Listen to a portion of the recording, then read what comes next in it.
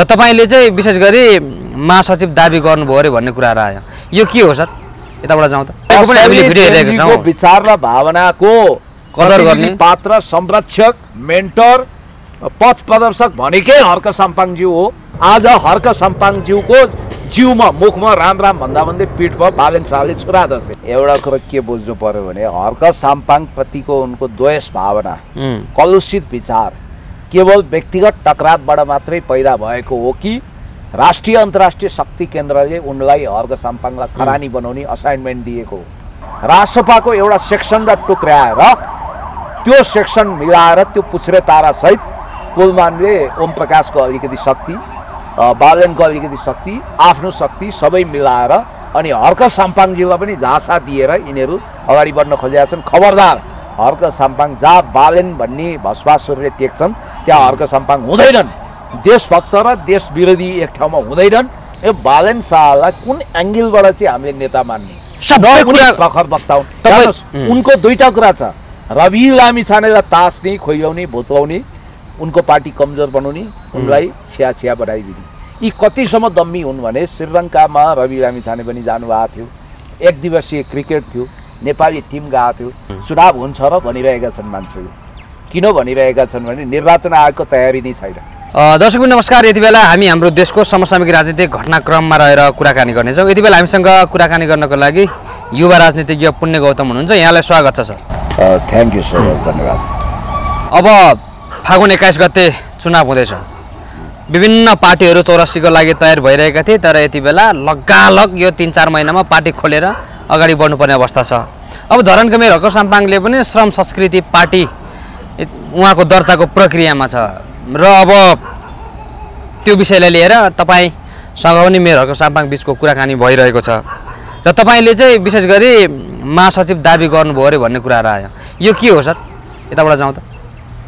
होइन, पहिलो कुरो त हामी चुनावी कुरोको गाँठो खुवाउँ कि जस्तो लागेको थियो। तपाईँले सिधा सपाट प्रश्न सोध्नुभयो।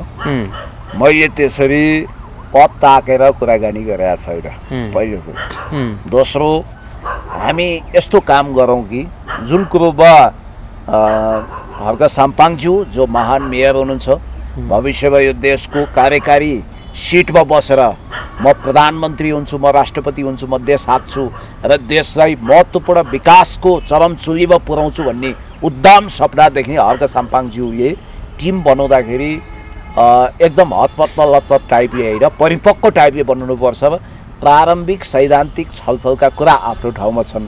तर यसरी पदमा फलाना तिलाना ढिस्काना भनेर त्यसरी हामीले क्याटेगोरिकली छलफल पनि गरेका छैनौँ। त्यो बस भएको पनि छैन। अर्को, तपाईँलाई अहिले मेरो फिलहाल स्ट्याटस के थाहा छ भने म नेकपा एमालेमा केपी शर्मा ओलीलाई अवकाश दिएर उहाँलाई बहिर्गमन गराएर तत्काल विधानतः ईश्वर पोखरेलले कार्यवाहक अध्यक्ष बनेर अरबी महाधिवेशन गरेर आफूलाई माझ किराँतको छोरी दाबी गर्ने विद्यादेवी भण्डारीज्यू पार्टीको अध्यक्ष हुनुपर्छ भन्ने लाइनको मान्छे हो। अब भविष्यको कुरा भनेको भविष्यमा छलफल गर्दै जाँदा हर्क साम्पाङसँग तपाईँको भएको कुरा चाहिँ के हो त सर? एमालेबाट तपाईँको राजीनामा तपाईँले लिने कुराहरू हो कि त्यो कुराहरू गर्नुभयो कि भएन? त्यो सब्जेक्ट विषयवस्तु त्यो त्यति उचाइमा पुगिसकेका छैन।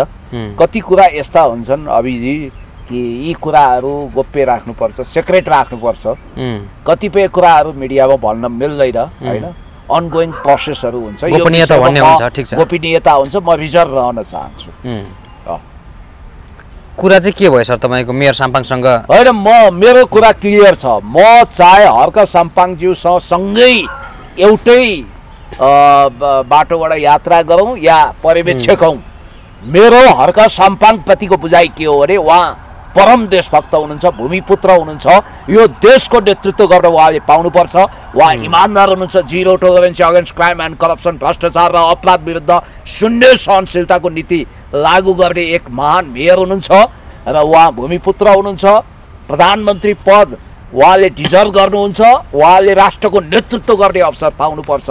उहाँ स्वच्छ छविको हुनुपर्छ। कुनै माइकल लालले 1 रुपियाँ करप्सनको चार्ज लगाउन नसकेको अत्यन्तै देशभक्त Millennium Challenge Corporation Indo Pacific स्टडिजसँग साललाल जोडिएको छ भनेर राष्ट्रियताको पक्षमा, जनताको पक्षमा, देशको पक्षमा, विकासको पक्षमा, समृद्धिको पक्षमा अगाडि बढ्ने मेयर हुनाले उहाँलाई म हमेसा वेल विस गर्छु, उहाँकोलाई शुभकामना दिन्छु। तपाईँलाई एउटा इन्ट्रेस्टिङ कुरो निवेदन गरौँ, तपाईँका यिनै क्यामेराहरू साक्षी छन्।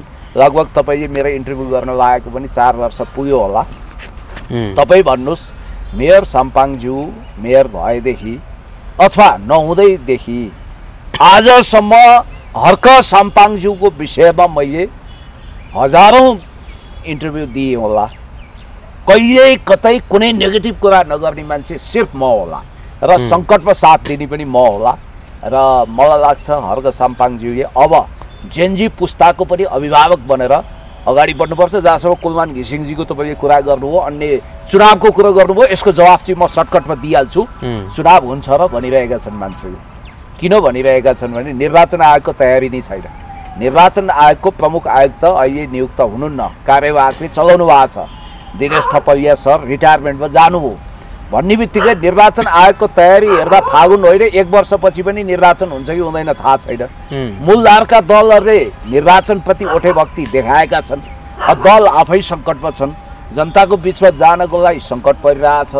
अब एउटा पार्टीको चौथो ठुलो शक्ति जो भविष्यमा यो देशकै नेतृत्व गर्छु, प्रधानमन्त्री मै हुन्छु, सबभन्दा ठुलो पार्टी बन्छु भनेर महत्त्वाकांक्षा राख्ने पार्टीको सभापति जेलमा हुनुहुन्छ। त्यो अहिले आउँला सर। यति बेला निवर्तमान प्रधानमन्त्री केपी शर्मा ओलीले त अब संसद पुनर्स्थापना गर्ने कुरालाई जोड दिएको देखियो, नत्र हामी चुनावमै भाग लिँदैनौँ भन्ने प्रकारले पनि अगाडि बढेको देखियो। अब यही कारणले पनि यो चुनावमा हुने जस्तो देखिन्छ। केपी शर्मा ओलीज्यू अहिले प्रोएक्टिभ हुनुभएको छ। मलाई जहाँसम्म लाग्छ उहाँले ग्रेसफुल एक्जिट त लिन सक्नु भएन, सम्मानजनक बहिर्गमन नभएकै सही, तर उहाँले बहिर्गमन लिने उपयुक्त समय आयो र उहाँले अनिवार्य अवकाश लिनैपर्छ, होइन भने इतिहास बहुत निर्मम हुन्छ भन्ने कुरो उहाँले बुझ्नु भएको छ। यसै पनि उहाँलाई गिरफ्तार गर्नको निम्ति अब गृहमन्त्रीलाई दिनदिनै दबाब छ। होइन, जाहेरी परिसकेको अवस्था छ, जाहेरी परिसकेको छ। त्यसो त बालेन्द्र सुदन गुरुङ पनि डेन्जर विरुद्ध पनि जाहेरी छ, दुई विरुद्ध पनि ठाउँ ठाउँमा जाहेरी छ। मैले भन्न खोजेको कुरा के भने अब यो सरकारको वैधतामाथि नै प्रश्न उठिरहेको बेला अब स्वाभाविक हो, दलको हिसाबले काङ्ग्रेस, एमाले, इभन रासपाहरू, राप्रपा पनि संसद पुनर्स्थापनाको पक्षमा देखिन्छन्। मैले बुझेको कुरो तपाईँलाई गरिदिन्छु म, उनीहरू संसद पुनर्स्थापनाको पक्षमा छन् होइन। अब विद्यादेवी भण्डारीज्यू भविष्यमा नेकपा एमालेको अध्यक्ष हुन गइरहनु भएको छ, उहाँले यो विषयमा मौनता सान्नु भएको छ। त मेरो बुझाइ के हो भने अब यही डेढ भइसकेको संसद बिउताएर तपाईँ के गर्ने? सतीदेवीको लास सिनु जस्तो काँधमा बोकेर महादेव हिँड्दाखेरि त्यो मासु झरेर शक्तिपीठ बन्यो, तर यो संसदको लास बोकेर तपाईँ हिँड्दा कुनै शक्तिपीठ बन्नेवाला छैन। अब अर्को लफडा, तनाव, द्वन्द्व, प्रतिशोध, भयङ्कर झगडा, आन्दोलन, विध्वंसतिर मुलुक गएर फेल्ड स्टेट हुनसक्छ। किनभने जेएनजीले त बान्दैन पुनर्स्थापित संसद। पुनर्स्थापित संसदले पुरानै अनुहार ल्याउने होला, नयाँ भने पनि को छ र त्यही पुरानै अनुहारका मोडरेट रूपहरू हुन्, तिनीहरूकै नयाँ भर्जन हुन् होइन। त्यस कारणले गर्दा बुद्धिमत्ता यही हुनेछ। म स्पष्ट रूपमा भन्छु, सुशीला कार्कीज्यू नेपालको इतिहासमा पहिलो महिला प्रधान न्यायाधीशको इतिहास रचना गर्नु थियो, गर्नुभयो, तपाईँ धन्य हुनुहुन्छ। फेरि नेपालको इतिहासमा अहिलेसम्म नभएको अर्को रेकर्ड कायम गरेर सिंहदरबारमा फोटो टाँसिसक्नुभयो, प्रधानमन्त्री हुनुभयो। तर तपाईँको सरकार त असफल हुन लाग्यो नि। अनि तपाईँको सरकारमा त विदेशीहरूको ताण्डव भयो, तिब्बतवालाहरूको खुल्लम खुल्ला गतिविधि छ, देशभक्तहरूलाई करदर गरिएको छ, बदनाम गरिएको छ, विदेशी ऋण उनीहरूको शर्तमा थोपर र जनतालाई भार बोकाउने कुरा भइरहेछ भनेर चुड्की बजा होइन सुशीला आमै। खोइ त अब 1 महिना बितिसकेको छ, तपाईँको सरकारले माखो मार्न सकेका छैन, भ्रष्टाचार विरुद्ध कुनै शक्तिशाली आयोग गठन गर्न मन्त्रीमण्डल नै गठन भइसकेको छैन, मन्त्रीमण्डलमा पनि तपाईँले पूर्णता दिन सक्नु भएको छैन भन्ने बित्तिकै मेरो विचारमा उहाँले पनि ग्रेसफुल एक्जिट लिने बेला यही हो। म चाहन्छु चेलीबेटी हो, तिहारमा प्रधानमन्त्रीको रूपमा भाइ हुनुहुन्छ होला, टिका लगाइदिनुहोस्, तिहार मान्नुहोस्, त्यसपछि तपाईँले खुरुक्क राजीनामा दिनुहोस्। यदि सुशीला कार्की विरुद्ध मलाई लाग्छ यो दसैँ तिहारकै बिचमा रिट जान्छ भन्ने कुरो थियो, गयो भने प्रधान न्यायाधीशले सङ्केत गर्नुभएको छ अब संविधानले यो सरकार चिन्दैन, अन्तरिम संविधान नभएको हुनाले यसलाई अन्तरिम सरकार भन्न मिलेन। धारा 169ले स्पष्ट रूपमा भनिदियो कि कुनै पनि सम्माननीय पदमा पुगेको व्यक्तिले राजकीय पद धारण गर्न मिलेन, यो गैर संवैधानिक हुन्छ भनेर धारा 179ले भनिदिसक्यो। धारा 168-67ले के भनिदियो? प्रतिनिधि सभा सदस्य रहनुपर्ने, बहुमत प्राप्त दलको व्यक्ति नै प्रधानमन्त्री हुने भन्ने बित्तिकै उहाँ संसद सदस्य पनि होइन अनि बहुमत प्राप्त दलको समर्थन पनि छैन अनि संसद विघटन छ भन्ने बित्तिकै यो भद्रगोल, यो गाई जात्रा, काहीँ नभएको जात्रा हाँडी गाउँमा नलगाउनुहोस्। अब एक त अदालतबाटै प्रधान न्यायाधीशज्यू लगायत संवैधानिक इजलासले यो सरकारलाई टोपल डाउन गर्न सक्छ। गैर संवैधानिक करार गरेपछि नेक्स्ट कोर्स भनेको संसद पुनर्स्थापना, त्यसले फेरि भाँड भयो हुने हुनाले सबभन्दा राम्रो निकास तपाईँ दिनुहोस्। हैन ठीक छ, अहिले अब म भन्छु त्यो निकास के हो भने तिहार मनाउनुहोस्, ठिक छ, त्यसपछि राजीनामा दिनुहोस्, राजीनामा दिएर घरमा बस्नुहोस्। तपाईँलाई आराम पनि चाहिएको छ। हेर्छु म तपाईँ केपी शर्मा ओलीज्यू भन्दा बिरामी देखिन्छ, तपाईँ हिँड्न पनि सकिरहनु भएको छैन। सबभन्दा बुद्धिमत्ता के हुन्छ भने दिन दुगुना रात चौगुनाको दरले विवाद बहसहरू छेडिएका छन्। तपाईँले के गर्ने भने राजीनामा दिइसकेपछि निकास के त भन्दा जेएनजी सहितको अन्तरिम संसद बनाउने, जसरी माओवादी 64-63 सालमा युद्धविरामबाट आइसकेपछि प्रेत शान्ति सम्झौतापछि माओवादी सहितको संसद बनाइयो नि, गिरिजाबाबुले बनाउनु भयो नि, त्यसै गरी अन्तरिम संसद बनाउने, अन्तरिम संविधान लेख्ने, अन्तरिम संविधानमा प्रत्यक्ष निर्वाचित कार्यकारीको प्रावधान राख्ने। अब हुने चुनाव भनेको प्रत्यक्ष निर्वाचित कार्यकारीको हुनुपर्छ। अब यो जेनरल यस्तो चुनाव भएर हुँदैन, निकास आउँदैन, झन् भाँड भइयो जान्छ। अन्तरिम संविधान नै बनाउनु पर्यो। अन्तरिम हेर्नुहोस्, व्यवस्थापनको विधि बताइदिन्छु। पहिला निकासको विधि के? सुशीला कार्कीको राजीनामा, त्यसपछि राजीनामा लगत्तै त्यसलाई राष्ट्रपतिले स्वीकार गर्नु पर्यो, होइन भने अदालतले फ्याँकिदियो भने संवैधानिक सङ्कट आउने खतरा हुन्छ। अब त्यसपछि उहाँले राजीनामा दिएपछि त अदालतमा मुद्दा पनि पर्ने लफडा भएन, अनि कसको सरकार बनाउने भन्ने विषयमा अब आउने। अब त्यसपछि के हुन्छ? तत्काल कसको नेतृत्वमा भन्दा जेएनजीले अब बालन शाहलाई त अथवा सुदन गुरुङलाई त प्रतिनिधि मान्न गरिसके, उनीहरू नक्कली जेएनजी हुन्। असली रूपमा एजेन्डाको प्रतिनिधित्व गर्ने, भावनाको प्रतिनिधित्व गर्ने वान एन्ड ओन्ली पर्सन भनेको को?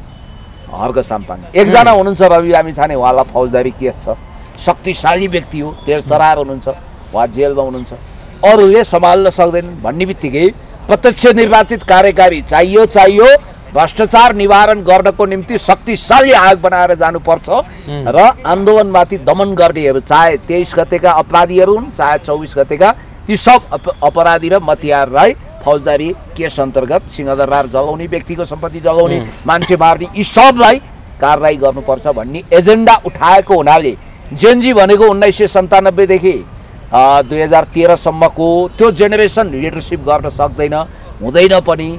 त्यो भावना हो, विचार हो। जेएनजी को संरक्षक हुन्छ, मार्गदर्शक हुन्छ, पथ प्रदर्शक हुन्छ, त्यो भनेको मेन्टर भनेको हर्क साम्पाङ र हर्क साम्पाङलाई नै अन्तरिम सरकारको प्रधानमन्त्री बनाएर, कार्यकारी प्रमुख बनाएर अनि अन्तरिम संविधान लेख्ने, त्यसपछि अन्तरिम संसद बनाउने र निकास खोज्ने, यो दिशामा जानुपर्छ।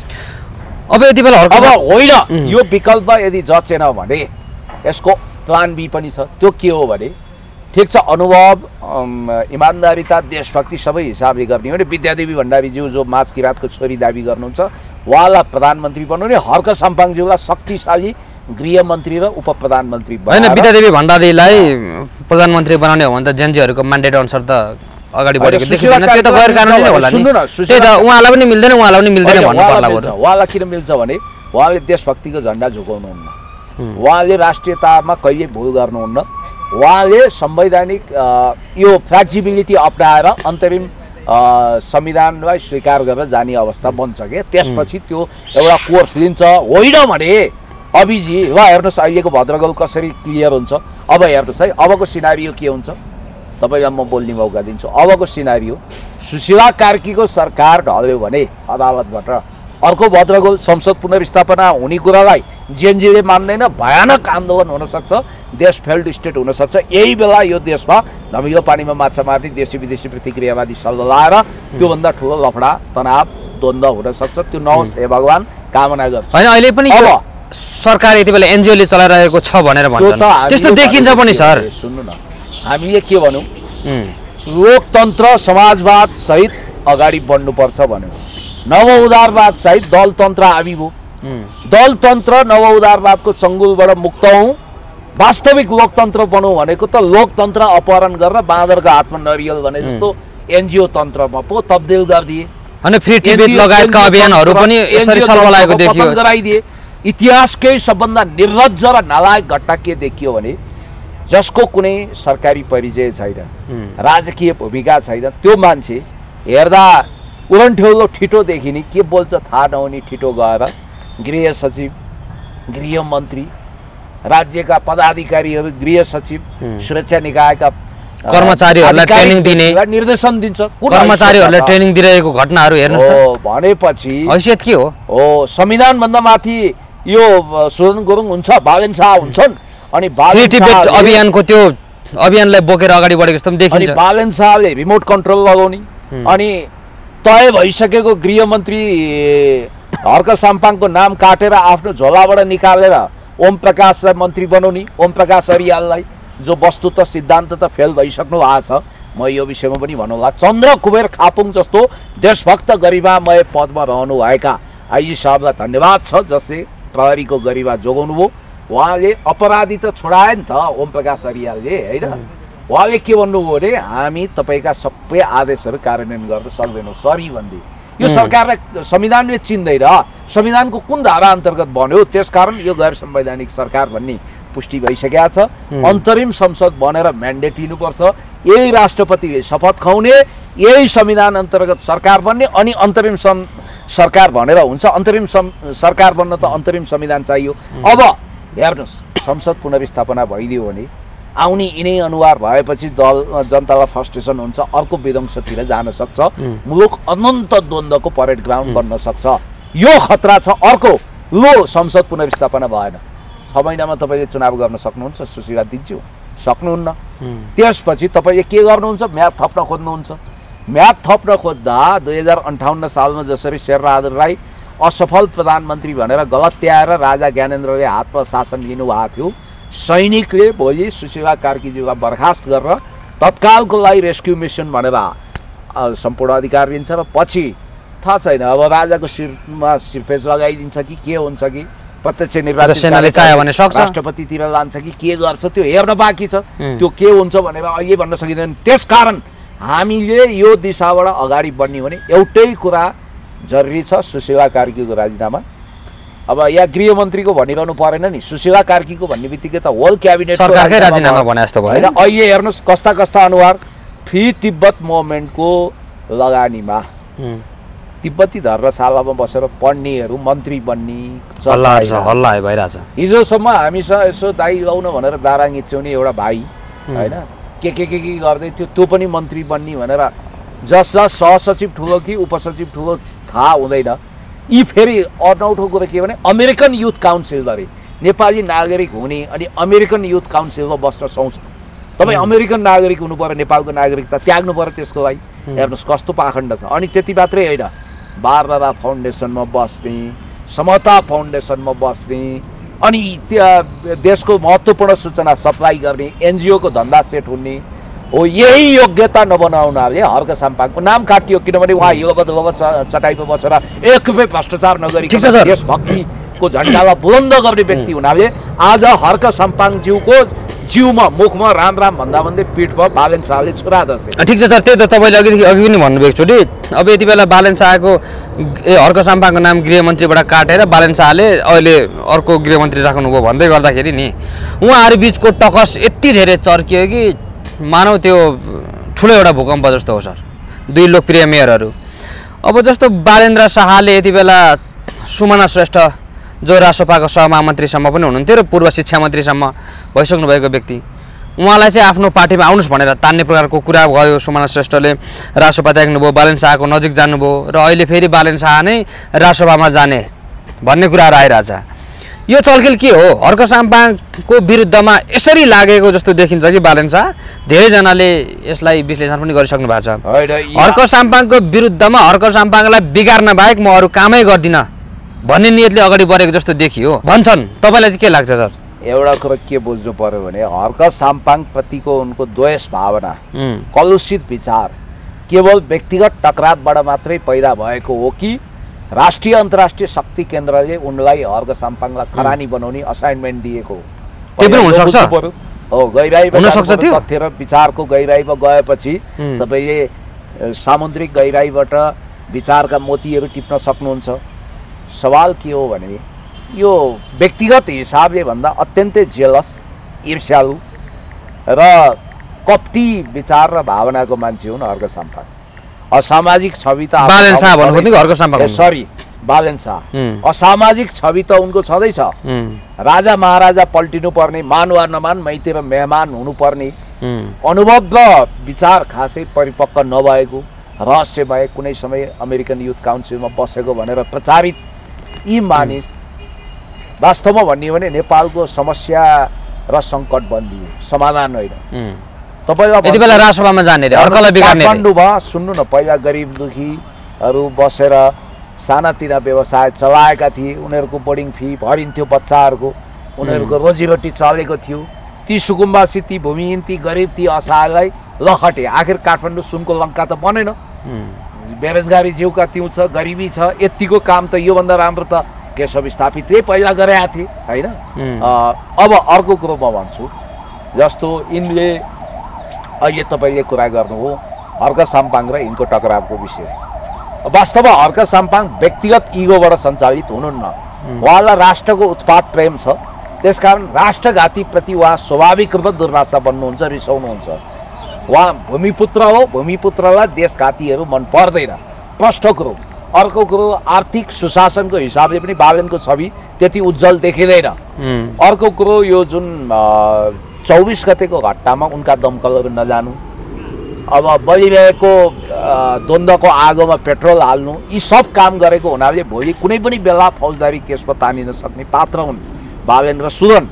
अब रहस्यमय विदेशी शक्ति केन्द्रसँग उनको हिमचिम भएको कुरो।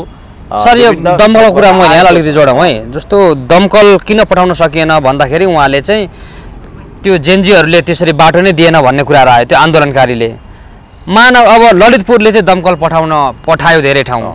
ललितपुरले पठाउन सक्ने त्यही 50 लगभग सिंहदरबारको 200 मिटर टाढा रहेको महानगरको अफिस, त्यो दमकल स्टेसनबाट दमकल नजाने। यो कुरालाई हेर्दाखेरि बालेन्द्र शाहले त्यो भिडले छेकेको भन्न मिल्छ? सिर्फ विदेशी शक्तिको मोलाइजा गरेर भविष्यमा प्रधानमन्त्री राष्ट्रपति हुन सकिन्छ।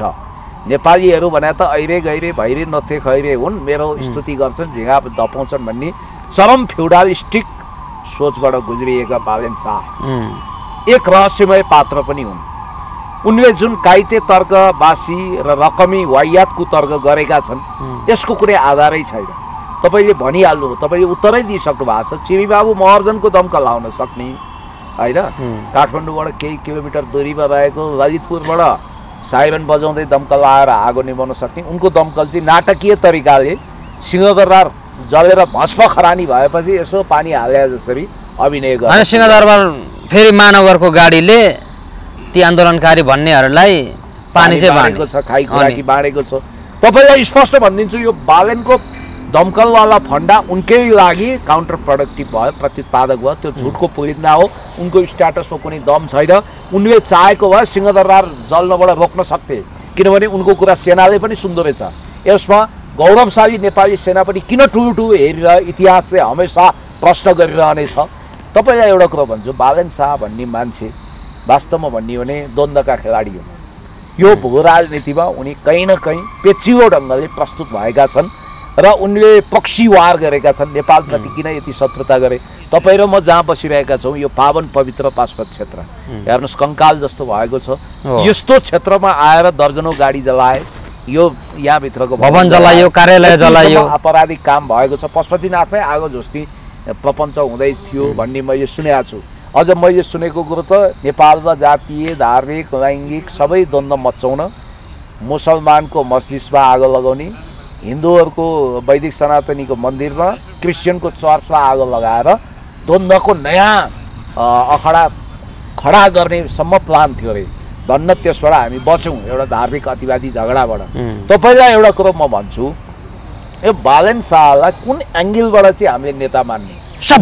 प्रखर वक्ता हुन्। उनको दुईटा कुरा छ, रवि लामिछानेलाई तास्ने, खोइलाउने, भुत्लाउने, उनको पार्टी कमजोर बनाउने, उनलाई छिया बनाइदिने। यी कतिसम्म दम्मी हुन् भने श्रीलङ्कामा रवि लामिछाने पनि जानुभएको थियो, एक दिवसीय क्रिकेट थियो, नेपाली टिम गएको थियो। रवि लामिछाने उप प्रधानमन्त्री भइसके प्रोटोकल माथि हो नि, उहाँले हात मिलाउन खोज्दा यो मान्छेले हात नदिएको, त्यतिसम्म दम्मी होइन। त्यो बेला न्युज आएको थियो नि त, अत्यन्तै दम्मी। अहिले त चकनाचुर भयो, अहिले उनी आत्मसुरक्षामा छन्, अब उनी आत्मविश्वास गुमाउँदै गएका छन्। अब हुँदा उनी कस्तो हालतमा पुग्यो भने हर्क साम्पाङले श्रम संस्कृति नामक पार्टी गठन गरेर देश हाँक्ने म्यान्डेट लिन खोजिरहेछन्। उनी चाहिँ एउटा पार्टी पनि म चलाउन सक्दिनँ भनेर एउटा पोकर फेस जस्तो देखाएर है, अनि त्यसपछि अब कसलाई खोज्ने त भन्दा यसो डेन्टिङ पेन्टिङ गराएर कुलमानजीलाई ल्याउँदाखेरि चल्ने रहेछ। रवि लामिछानेको पार्टी अब यिनीहरूको प्लान ए प्लान बी छ। पहिलो प्लान राजसभामा सभापति कुलमानलाई बनाउने बालेनको डिजाइन छ भन्ने कुरा आयो। केही समयभित्र अदालतको आदेश वा फैसलाबाट रविजीलाई सदाको निम्ति उहाँको पोलिटिकल करियर समाप्त गरिदिएपछि सभापति त खाली भयो। त्यो सभापतिमा बालेनको प्लान के भने रवि लामिछानेलाई हाफ, हर्क साम्पाङलाई साफ पार्ने उनको योजना हो। रवि लामिछानेलाई यसै पनि राजनीति गर्ने अवसर हुँदैन। उनको यदि फौजदारी केस प्रमाणित भयो भने त्यो प्रमाणित गराउनेतिर लाग्ने हेर्नुहोस् है यिनीहरूको योजना। रविलाई सधैँको लागि समाप्त पार्ने र रानु बिनाको मौरी जस्तो बनाइदिने राजसभा, अनि त्यसपछि त्यसको नेतृत्व तत्कालको लागि कुलमानलाई गर्नुभयो भने पछि आफै जिम्मा लिने। अनि ओम प्रकाश पनि के चाहन्छन् भने रवि बिनाको राजसभा चाहन्छन्। अनि त्यहाँभित्र विभीषण रूपी केही भिलेनहरू छन्। हिजो मुकुल ढकाल थिए, सुमना थिए, उनीहरू गेम प्लानमै गए होइन, बालेनकै इसारामा त्यो उनीहरू त्यहाँबाट बहिर्गमन भएका हुन्। आज पनि त्यहाँभित्रका केही दर्जन मान्छेहरूसम्म उनीहरूले पहुँच पुऱ्याइसके मेरो सूचना छ। त्यसकारण डिपी अरियाल होसियार हुनुहोस्, ज्वाला सङ्ग्रहला बहिनी तपाईँ राम्रोसँग सुन्नुहोस्, सबैले ध्यान दिएर सुन्नुहोस्, मनमनै गुन्नुहोस्। यो मान्छेको खतरनाक खेल छ। र अब कुलमानजीलाई तपाईँ कुन आधारमा पार्टी नेता बनाउनुहुन्छ? पहिला मलाई भन्नुहोस्, कुलमानजी भनेको टेक्नोक्राट हो, ब्युरोक्राट हो। उहाँले पार्टीको जिल्ला कमिटीको लिडरसिप गरे अनुभव पनि छैन। हर्क साम्पाङले त पार्टीको नेतृत्व गर्न थालिसक्नुभयो अध्यक्षको रूपमा। कुलमानजीले गर्नु होला त्यही उज्यालो नेपाल पार्टी बनाउनुहोस्, के गर्नुहोस्, रेडिमेड बनिसकेको संसदको चौथो ठुलो शक्तिमा कुन आधारमा तपाईँले प्रतिनिधि सभा सदस्य नभएको कुलमानलाई अध्यक्ष मान्नुहुन्छ? यो बेवकुफ तर्क हो। तर यही बेवकुफ तर्क शक्ति केन्द्र मार्फत किन गराइएको छ भने यो हल्ला चलाएपछि राजसभामा भाँडभैलो मच्चिन्छ। राजसभाको एउटा सेक्सनलाई टुक्राएर त्यो सेक्सन मिलाएर त्यो पुछ्रे तारासहित कुलमानले ओम प्रकाशको अलिकति शक्ति, बालेनको अलिकति शक्ति, आफ्नो शक्ति सबै मिलाएर अनि हर्क साम्पाङजीलाई पनि झाँसा दिएर यिनीहरू अगाडि बढ्न खोजेका छन्। खबरदार, हर्क साम्पाङ जहाँ बालेन भन्ने भस्मासुरले टेक्छन् त्यहाँ हर्क साम्पाङ हुँदैनन्। देशभक्त र देश विरोधी एक ठाउँमा हुँदैनन्। कमसेकम 5-10 वर्ष त हुँदैनन्, सायद आजीवन नहोलान्। कि त रत्नाकर डाकु वाल्मीकि बने जसरी रूपान्तरण हुनु पर्यो, होइन भने हर्क साम्पाङले देश विरोधीलाई माफ दिनुहुन्न। अब बालेन शाह, हर्क साम्पाङ, रवि लामिछाने वाह सबैलाई मिलाएर एक ठाउँमा लाने, कुलमान आउने, सुन्दा त क्या गजब जस्तो लाग्छ नि। तर यो अव्यवहारिक असम्भव। ब्रह्माले सबभन्दा राम्रो जीव बनाउने रफु चक्करमा उठ बनाए जस्तो हुन्छ। कुलमानजीबाट पार्टी चल्दैन। अनि अर्को कुरो, तपाईँले प्रकाश तिमल सिन्हा भन्ने एकजना नागरिक पत्रिकाको एकजना मित्र भाइ हुनुहुन्छ, उहाँको स्ट्याटस हेर्नुहोस्। त्यसलाई आधार बनाएर महेश बस्नेतहरूले पनि त्यो सेयर गरेका छन्। त्यसलाई आधार बनाएर थुप्रैले न्युज लेखे, तपाईँले पढ्नु भएको छ? त्यहाँ के भनेको छ? कुलमान घिसिङ आर्थिक पारदर्शितामा झोर छन्। उनले लेखेको कुरा है, भाषा यही नभए नि भाव यही छ। कुलमानले अमेरिकामा किनेको 90 करोडको घर कसैको नाउँमा गुम्बा व्यवस्थापन समितिको नाममा किने, गुम्बा व्यवस्थापन समितिको अध्यक्षको नाउँमा किने। त्यो घर फिर्ता गर्न भन्दाखेरि उनले फिर्ता नदिएको हुनाले घर झगडा छ। उनको करोडौँ रुपियाँ त्यस्तो भएको छ र उहाँ विरुद्ध अख्तियारमा मुद्दै छ, धेरै कुराहरू पनि छ, धेरै छ, आदि इत्यादि छ। त्यस कारणले अब एउटा कुरो मेरो के भने, त्यत्रो सङ्गीन आरोप नेपाल सरकारको मन्त्री, त्यो पनि स्वच्छ छविको भन्ने मन्त्री सुशासनको प्रतीकलाई लागिसकेपछि या त त्यसको करारी जवाब खण्डन गरेर मानहानि हाल्नु पर्यो प्रकाश तिमल सिन्हालाई, होइन भने मौनम स्वीकृति लक्षणम भने जस्तो एउटा आइजीको पनि नाम लिनुभएको छ उहाँले। त्यो आइजी सनद बस्नेतजी हुनुहुँदो रहेछ, उसले नाम ल्याएका छन् त्यहाँ। त्यो अनि भूमिराज निरलाले जग्गा खाइदियो आदि इत्यादि भनेर त्यहाँ त्यो न्युजै लेखेका छन् उनले होइन। मैले तपाईँलाई के भनौँ भने यत्रो कुरा आइसकेपछि कुलमानजी तपाईँ मौनम सम्मति लक्षणम तरिकाले नबस्नुहोस्। तपाईँले बेनिफिट अफ डाउट लिन्छन् मान्छेले। तपाईँले यदि यो कुरा खण्डन गर्नु भएन भने भविष्यमा के सोध्छन् भने अकुत कमाउनु भएछ त्यो त्यहाँ तल लाउनु भएछ, अब लुटको धन फुपूको श्राद्ध भएछ अर्कैले खाइदियो भन्ने मान्छेले सोध्छन्। अब थप कागज सम्पत्ति शुद्धिकरणको कुराहरू गर्दै गर्दाखेरि त अहिले अन्तरिम सरकारमा रहेका मन्त्रीमण्डलभित्रका व्यक्तिहरूको मन्त्रीहरूको पनि त सम्पत्ति शुद्धिकरण त गर्नु पर्ला नि। कुशल संगठक कुलमानजी, न राम्रो ओरेटर, न संगठनको अनुभव भयो, न दागविहीन भनौँ होइन, त्यस्तो व्यक्ति एकदम देवत्वकरण गरेर उद्देश्य एउटै हो, हर्क साम्पाङको अहिले रोपिएको पार्टी रूपी बिरुवालाई असमयमै चुडेर फ्याँक्ने, त्यसमा फल्न फुल्न फस्टाउन नदिने एउटा दाउपेच। किनभने जनजाति भोट ब्याङ्क कुलमानसँग पनि छ, त्यो आधारमा यिनीहरूले काउन्टर ब्यालेन्समा उभ्याउन खोजेका हुन्। खबरदार कुलमानजी, तपाईँ यो साजिसमा नफस्नुहोस्, तपाईँबाट पार्टी चल्दैन। बरु तपाईँले उज्यालो नेपाल आदि इत्यादि आफ्नो एउटा शान्त सुखाय टाइपको पार्टी चलाउनुहोस्। रासोपा चाहिँ रवि भनेकै रासोपा भने जस्तो छ, चिसो भनेकै कोकाकोला, पत्रकार भनेकै ऋषि धमला भने जस्तै रासोपा भनेकै रवि, रवि भनेकै रासोपा भने जस्तो मिथक बनेको हुनाले रवि लामिछानेको त्यहाँ विकल्प खोजिँदैन। केही मान्छे अवसरवादीहरू जसलाई रवि लामिछानेले करियर बनाए तिनीहरूले धोका दिन सक्छन्। अब अहिलेको समग्र कुल परिस्थिति मिलाएर हेर्दा बरु भविष्यमा के हुनसक्छ भने रवि लामिछानेलाई फौजदारी केसको कारण सङ्कट आयो भने रवि लामिछाने आफैले स्टेटमेन्ट दिएर वा आफ्ना विश्वासपात्र बोलाएर हर्क साम्पाङसँग मिल्नु, बरु अध्यक्षता हर्क साम्पाङलाई नै अध्यक्षता गर्न दिनु भन्न सक्नुहुन्छ। त्यो त हर्क साम्पाङले एक्सेप्ट नगर्दाखेरि पार्टी एकताको कुराहरू त आउला होइन। यस्तो तर नि सर यो चुनावी सहकार्य त हुन सक्ने हो नि, चुनावी सहकार्य त हुन सक्छ हेर्दा। किनभने शत्रुको शत्रु मित्र भने जस्तै दुवैको साझा शत्रुको बुझिएकै छ। त्यस कारणले गर्दाखेरि म चाहन्छु एउटा पनि हिंसा नभइकन, रक्तपात नभइकन लाखौँ लाख जेनजीहरू यदि सुसेवा कार्यक्रमको राजीनामा आएन भने सडकमा आउने, एउटै हिंसा नगर्ने, एउटै कुनै अवांछित गतिविधि नगर्ने, बिल्कुल गान्धीवादी बुद्धवादी तरिकाले आएर राजीनामा दिन बाध्य बनाएर नयाँ निकासमा जानुपर्छ देश। अब अन्तिममा पनि छौँ यति बेला, अन्तिममा हाम्रो भिडियो हेरिराख्ने दर्शकहरूलाई चाहिँ के भन्नुहुन्छ यहाँले? होइन, राष्ट्रियता खतरामा पर्यो। नेपाल वैदेशिक ऋणको भारमा खिचियो। नव उदारवादी ढाक्रेहरूले एनजिओ तन्त्र लागू गरे। तपाईँलाई मैले एउटा इन्ट्रेस्टिङ कुरा गरौँ, अस्ति क्याबिनेटको बैठक सार्वजनिक भयो, बैठकको निर्णयहरू। त्यसमा के भनिएको छ भने नेपालले एसियन डेभलपमेन्ट ब्याङ्क एडिबीबाट तत्कालको लागि $100 मिलियन ऋण लिने, अनुदान होइन, सफ्ट लोन भनेको छ। सफ्ट लोन भने पनि ब्याज दर चर्कै हुन्छ। अब हेर्नु त हर्क साम्पाङले के भन्नुहुन्थ्यो, हामीले पनि भनेको कुरा त्यही हो, आन्तरिक स्रोत परिचालन गरौँ। अब 60 अर्ब त चुनाव गर्न लाग्छ, कहाँबाट ल्याउनुहुन्छ? अहिले कर्मचारीलाई तलब खुवाउन सकिया छैन, बजेट रकमान्तर भइरहेको छ, विकासका कामहरू भइरहेको छैन, साधारण खर्च वात्तै छ।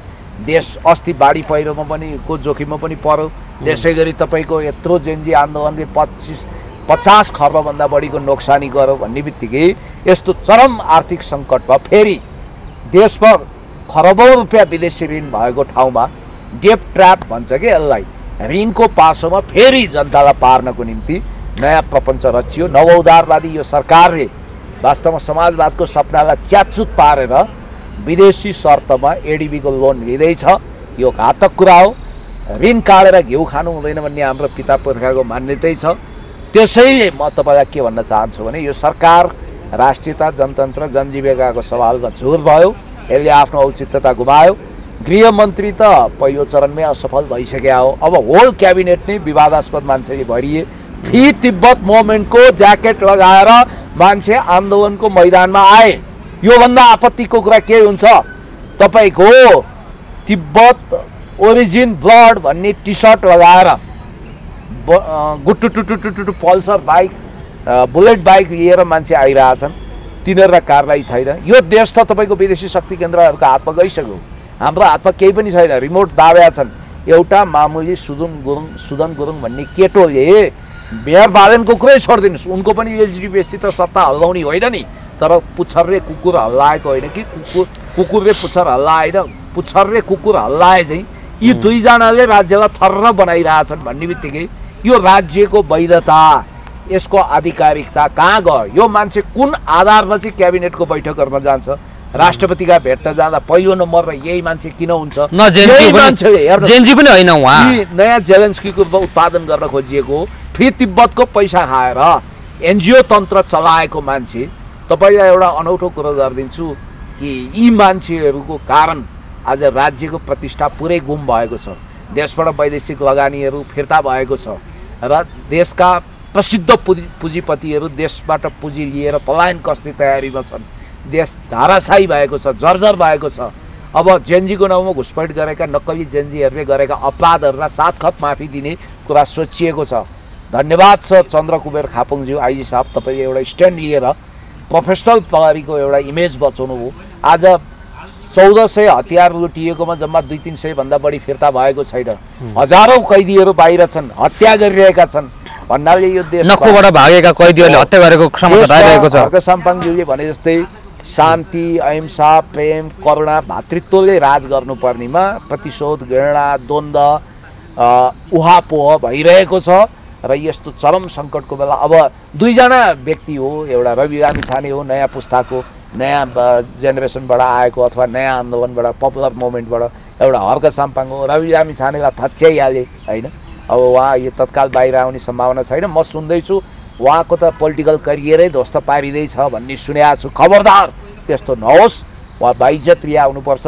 सुशीला कार्कीज्यूले पहिला त भन्नुहुन्थ्यो नि ओठे भक्ति कस्तो देखाउनुहुन्थ्यो, ओहो बिचरा रविलाई अन्याय भएछ भन्नुहुन्थ्यो। रवि विरुद्ध प्रतिशोध भयो भन्नुहुन्थ्यो, तर अहिले आएर त अब हेर्नु त 5 दिनमा भ्रष्टाचार निवारण गर्छु भने होइन। सुशीला कार्कीज्यू कुर्सी खाली गरिदिनुहोस्। हर्क साम्पाङज्यू आउँदै हुनुहुन्छ। हर्क साम्पाङज्यू वा विद्या भण्डारीज्यूले तपाईको कुर्सीमा बसेर अब देश चलाउनु। सर असली मैले अघि नै अन्तिम त भनिहालेँ, तर असली जेन्जीहरूले नि सर यति बेला सामाजिक सञ्जालमा आएर के भन्न थाल्नु भएको छ भने ओहो हामीले गल्ती गरेछौँ, हर्क साम्पाङ जस्तो व्यक्तित्वलाई नै पनि ल्याउनु पर्ने थिएछ भनेर रिग्रेट गरेको पनि हामीले भिडियो हेरेका छौँ। विचार र भावनाको कदर गर्ने पात्र, संरक्षक, मेन्टर, पथ प्रदर्शक भनेकै हर्क साम्पाङज्यू हो र पछि हामी पनि छौँ। हस्, धन्यवाद सर समयको लागि। धन्यवाद।